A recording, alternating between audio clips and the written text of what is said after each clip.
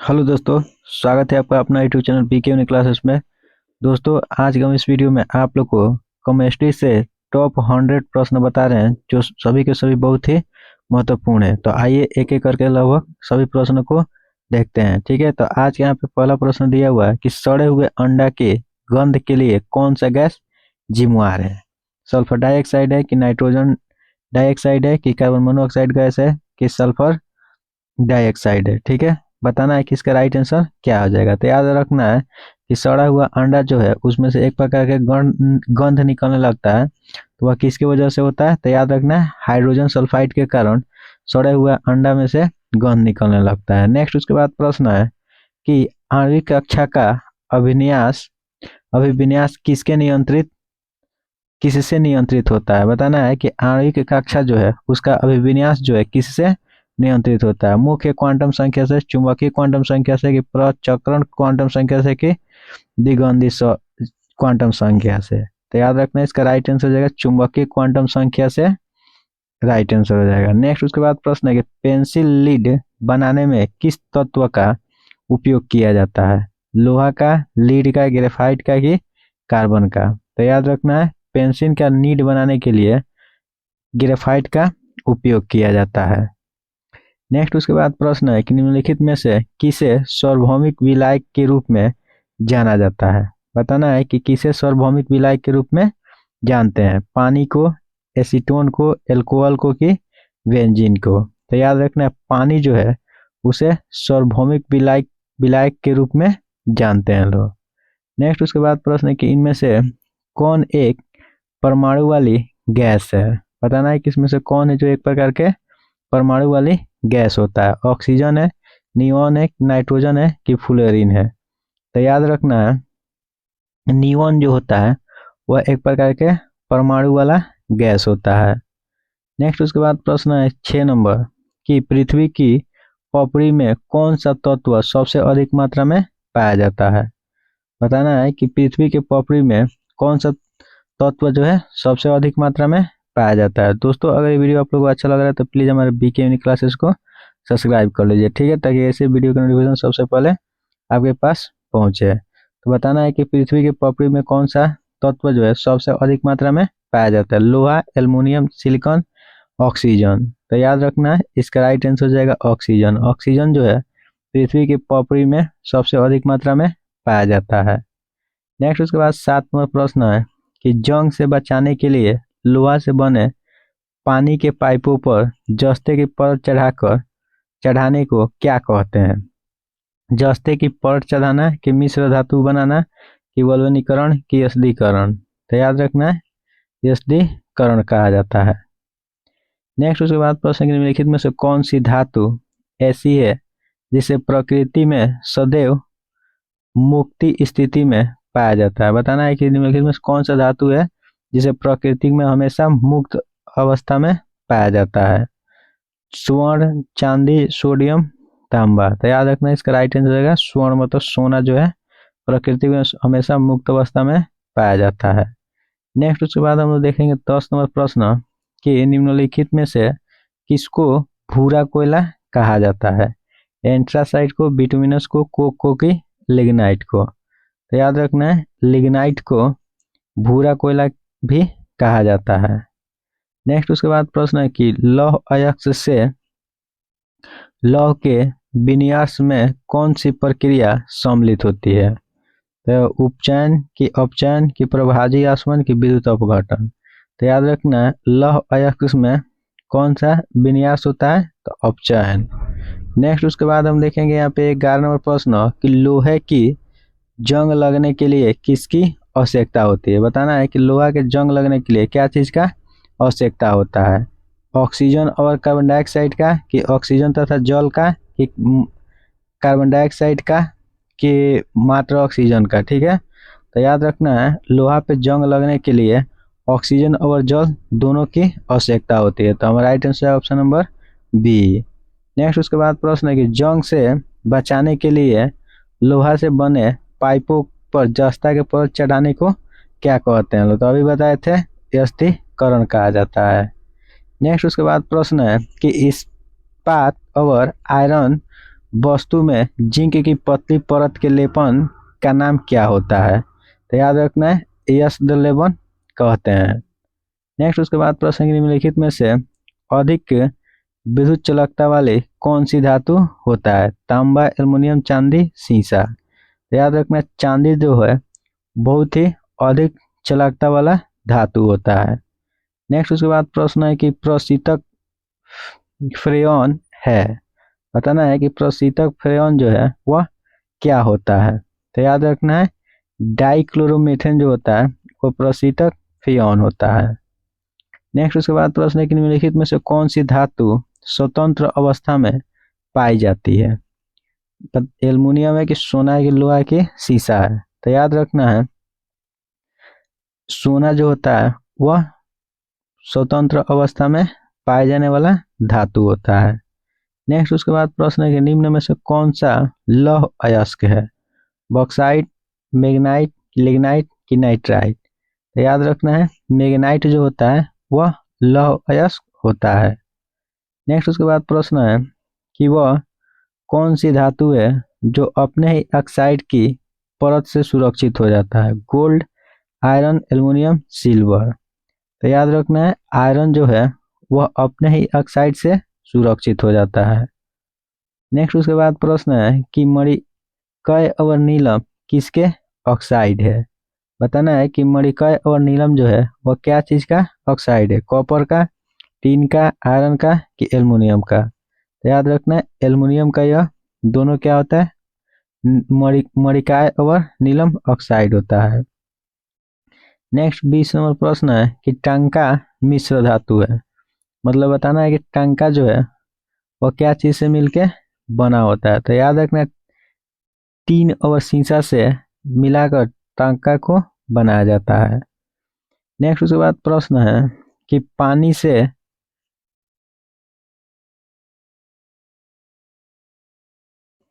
लोहा तथा मैग्नीज किस प्रक्रिया से हटाया जाता है?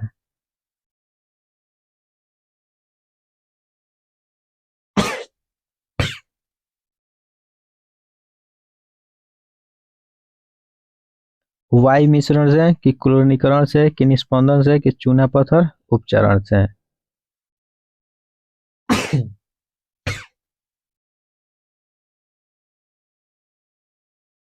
तो याद रखना इसका राइट आंसर है ऑप्शन नंबर बी, क्लोरीनीकरण से पानी से लोहा और मैग्नीज को हटाया जाता है। नेक्स्ट उसके बाद प्रश्न है कि भाप अंगार गैस किसका मिश्रण होता है? बताना है कि भाप अंगार जो है वह गैस किसका मिश्रण होता है? तो याद रखना है कार्बन मोनोऑक्साइड और हाइड्रोजन का भाप अंगार मिश्रण होता है।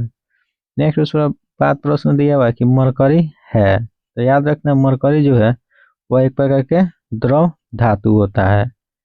नेक्स्ट उसके बाद प्रश्न है कि रासायनिक दृष्टि से चूने का पानी होता है?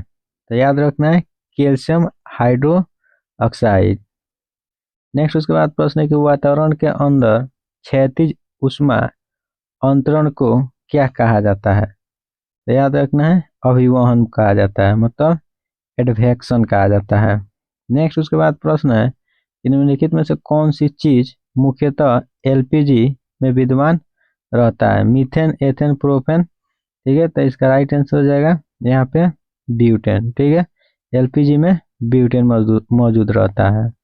नेक्स्ट उसके बाद प्रश्न है कि किसका प्रयोग नोदक या रंगकीटों में रंगकीटों के ईंधन राकेट के यहाँ पे राकेट होगा राकेट के ईंधन में किया जाता है? तो याद रखना है द्रव हाइड्रोजन और द्रव ऑक्सीजन का उपयोग जो है नोदक और राकेट में किया जाता है। नेक्स्ट उसके बाद प्रश्न है कि पेट्रोलियम अग्नि के लिए कौन से प्रकार का अग्निशामक का प्रयोग किया जाता है? तो याद रखना है फोम प्रकार का अग्निशामक का प्रयोग किया जाता है।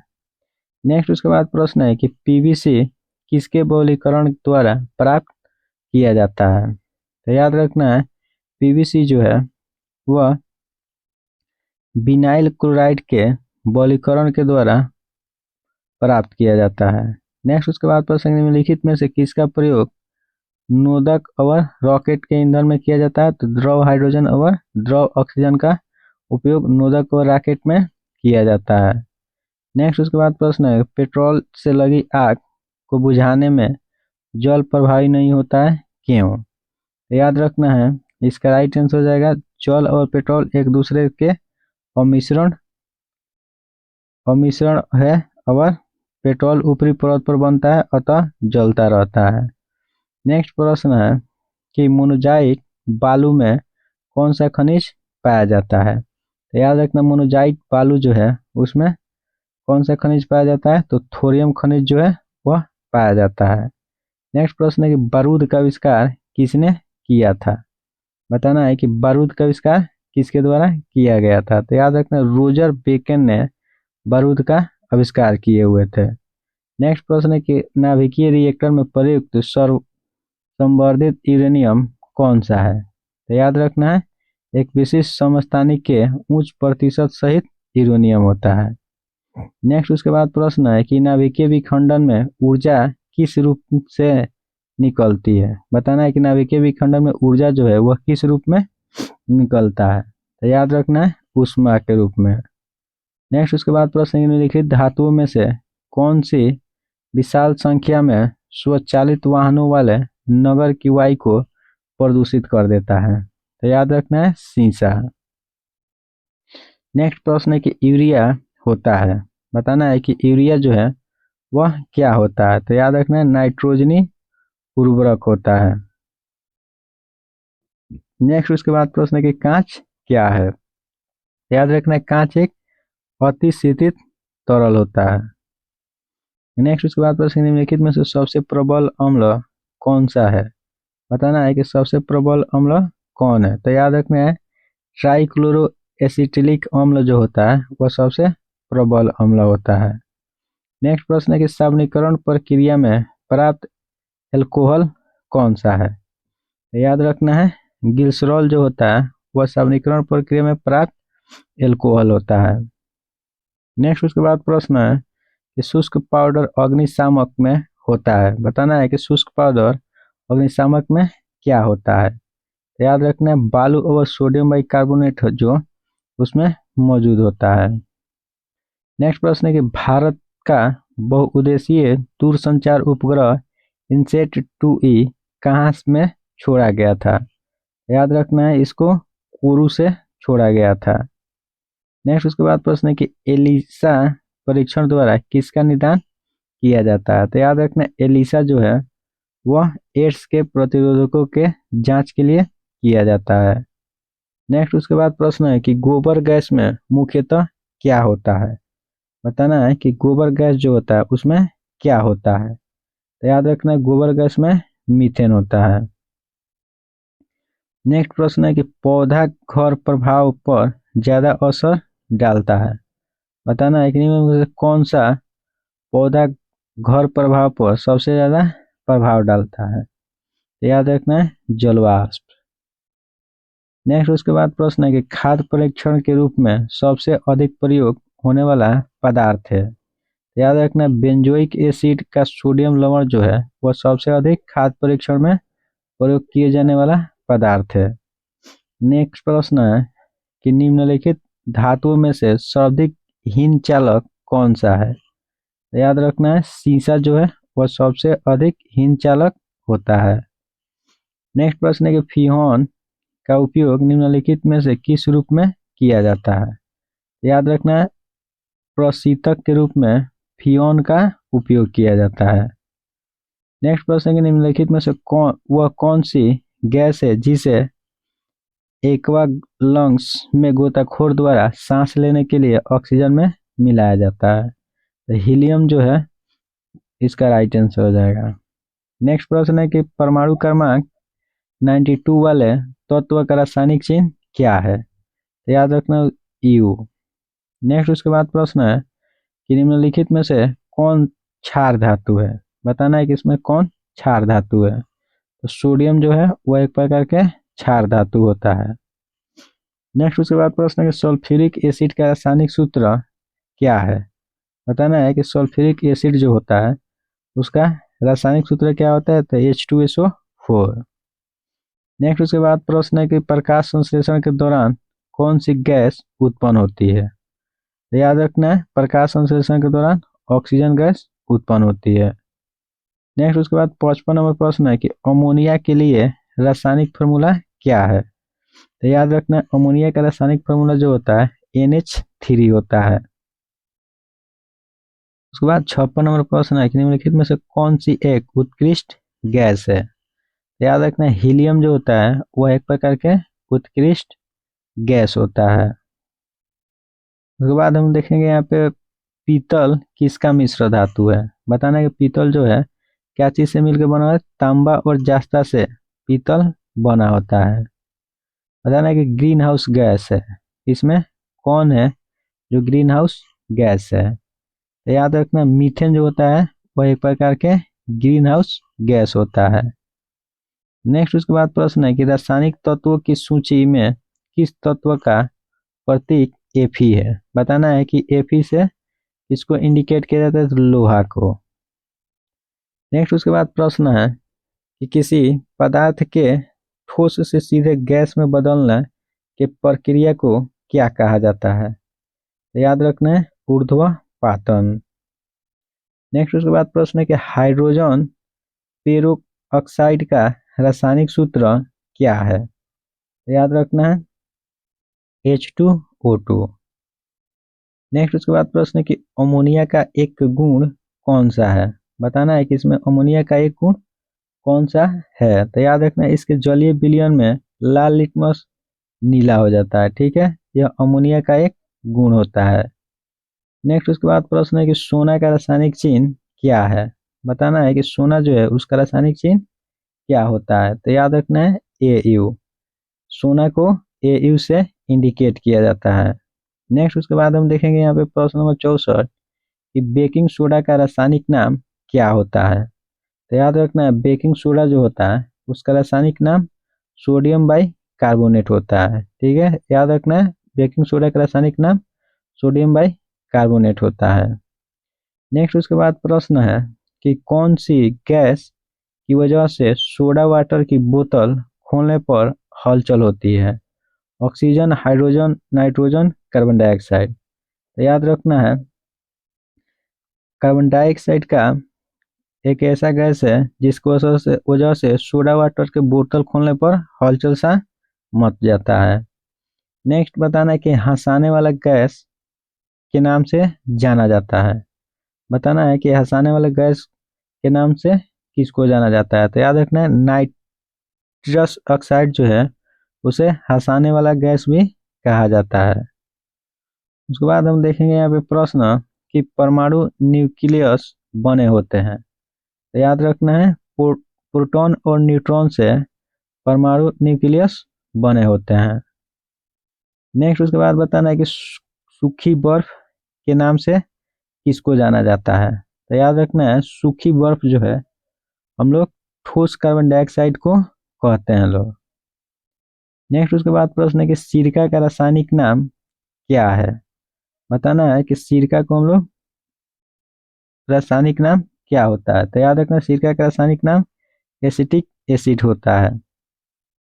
नेक्स्ट उसके बाद 17वां प्रश्न है कि निम्नलिखित में से किसे उत्कृष्ट गैस के रूप में जाना जाता है। बताना है कि उत्कृष्ट गैस किसको कहा जाता है।